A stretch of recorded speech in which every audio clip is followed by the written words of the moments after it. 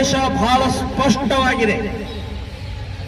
ಇಡೀ ಜಗತ್ತು ಇಸ್ಲಾಂ ಆಗಬೇಕು, ಮುಸ್ಲಿಮ ಜಗತ್ತಾಗಬೇಕು, ಶರಿಯಾದ ಆಧಾರದ ಮೇಲೆ ಜಗತ್ತು ನಡಿಬೇಕು ಅಂತನ್ನುವಂಥದ್ದೇ ಅವರ ಸ್ಪಷ್ಟವಾದಂತಹ ನಿಲುವಿದೆ, ಗುರಿ ಇದೆ.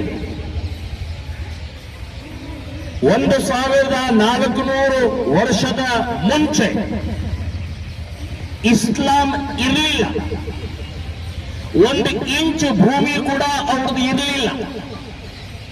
ಒಂದೇ ಒಂದು ದೇಶ ಇರಲಿಲ್ಲ. ಈಗ 1400 ವರ್ಷದ ನಂತರ 58 ದೇಶಗಳಾಗಿದ್ದಾವೆ. 58 ಮುಸ್ಲಿಮ ರಾಷ್ಟ್ರಗಳಾಗಿದ್ದಾವೆ.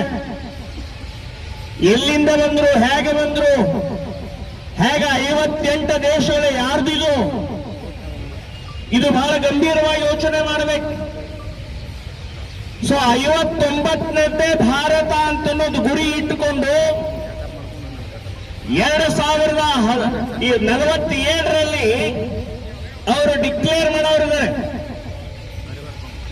ಯಾಕಂದ್ರೆ 2047ರಲ್ಲಿ ಸ್ವಾತಂತ್ರ್ಯ